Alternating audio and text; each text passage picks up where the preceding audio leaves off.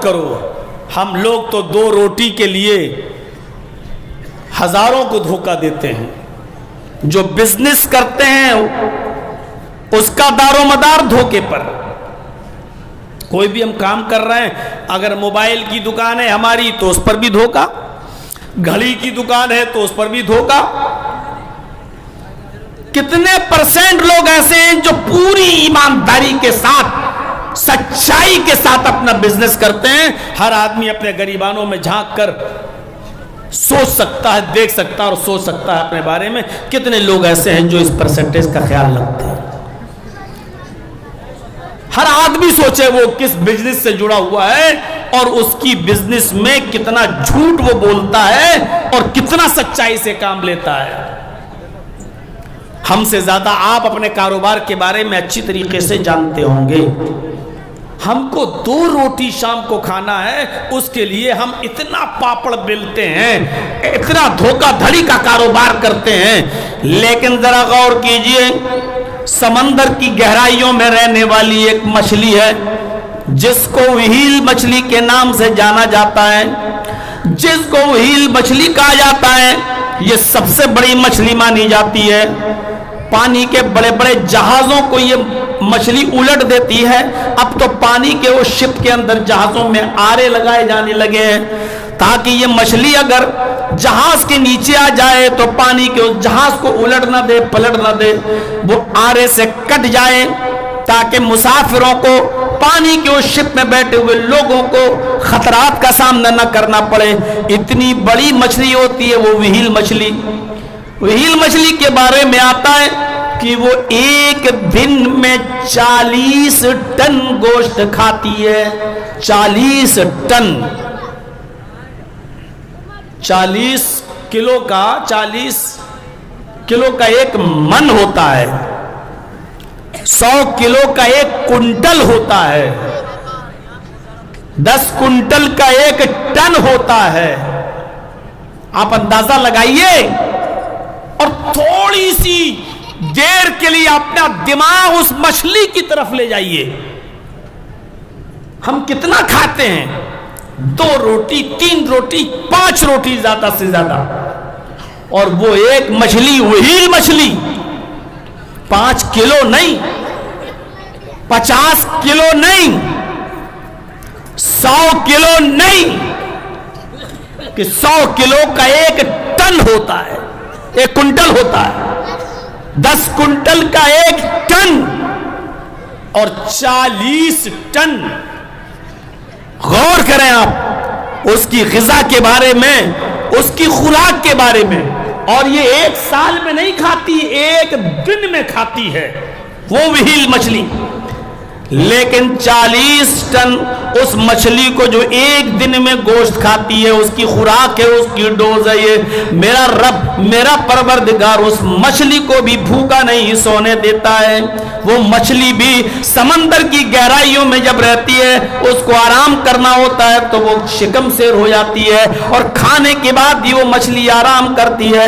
آپ اندازہ لگاؤ، اس مچھلی کو بھی وہ پالتا ہے، اس کو بھی 40 ٹن روزانہ ڈوز، اس کی خوراک اس کو پہنچاتا ہے. الحمدللہ رب العالمین، اس لفظ رب العالمین کی اوپر غور کیجئے میرے بھائیوں. الحمدللہ رب العالمین، اس رب العالمین کے لفظ پر غور کیجئے. وہ 40 ٹن گوشت کھانے والی مچھلی کو بھی بھوکا نہیں سونے دیتا، اس کو بھی کھلاتا ہے. پھر ہمیں یہ فکر کیوں ہوتی ہے کہ آج ہمارے بچے کیا کھائیں گے؟ اللہ کہتا ہے کہ میرے اوپر بھروسہ تو کر اور توکل کر، ہم تجھ کو ایسے ہی روزی دیں گے جیسے چڑیاں بھوکے پیٹ گھونسلوں سے نکلتی ہیں اور شام کو واپس آتی ہیں تو ان کا پیٹ بھرا ہوا ہوتا ہے. وَمَن يَتَّقِ اللَّهَ يَجْعَل لَّهُ مَخْرَجًا وَيَرْزُقْهُ مِنْ حَيْثُ لَا يَحْتَسِبُ. میرے بندے اللہ سے ڈر، میرے بندے اللہ کا خوف کھا، میرے بندے مجھ سے ڈر جا. جو مجھ سے ڈرے گا، جو اللہ سے ڈرے گا، یجعل لہ مخرجا، اللہ اس کے لیے نکلنے کا راستہ بنا دے گا. یجعل لہ مخرجا، اللہ اس کے لیے نکلنے کا سبیل بنا دے گا، اللہ اس کے لیے نکلنے کا راستہ بنا دے گا.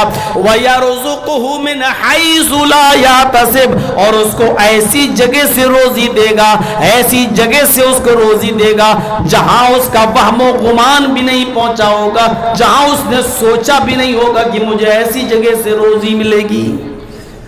اللہ کہتا ہم تمہیں ایسی جگہ سے روزی دیں گے. غور کرو میرے بھائیوں، کون سی مخلوق بھوکی سو رہی ہے؟ اللہ اس کو بھی کھلا رہا ہے، اللہ اس کو بھی پلا رہا ہے. ہاں ایک اور نظریے سے دیکھو،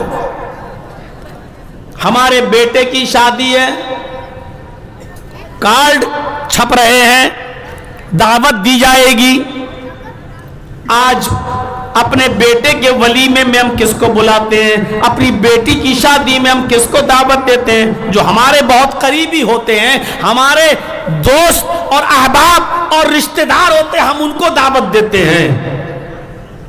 ہمارا جن سے 36 کا آنکڑا ہے ہم اس کو دعوت نہیں دیتے. ہماری جس سے دشمنی ہے ہم اس کو نہیں بلاتے، بلکہ اپنے بہت سے رشتہ داروں تک کو نہیں بلاتے ہیں، کیونکہ ہماری ان سے نہیں بنتی ہے. ہوتا ہے یا نہیں ہوتا ہے شادیوں میں ایسا؟ ہم کس کو کھلاتے ہیں؟ اپنوں کو. خوشی کے موقع پر، وہ بھی روز نہیں، خوشی کے موقع پر ہم کو کوئی خوشی ہو رہی ہے، بیٹی کی شادی، بیٹے کی شادی، ولیمہ، تو ایسے خوشی کے موقع پر ہم کس کو کھلاتے ہیں؟ اپنے دوستوں کو، احباب کو، اپنے اعزاء اور اقارب، ریلیٹیوز کو، رشتہ داروں کو ہم بلاتے ہیں اور اپنے دشمنوں کو الگ کر دیتے ہیں. اپنے دشمنوں کا نام لسٹ سے ہٹا دیتے ہیں، ان تک کارڈ نہیں جاتا ہے. ایک معمولی سی شادی خوشی کے موقع پر ہم اپنوں کو بلا کر اپنے دشمنوں کو نظر انداز کر دیتے ہیں. وہ ہمارے دسترخوان پر بیٹھ کر کھانا نہیں کھا سکتے ہیں، لیکن تھوڑی دیر کے لیے نظر ڈالیے، اللہ رب العالمین کے اس دسترخوان پر، اس زمین کی اوپر اللہ کی پیدا کردہ نعمتیں اللہ کے نیک بندے بھی کھا رہے ہیں اور اللہ کا دشمن بھی کھا رہا ہے. جو ایک بھی وقت اللہ کی عبادت نہیں کرتا وہ بھی کھا رہا ہے، بلکہ جو اللہ کا انکار کرتا وہ بھی کھا رہا ہے.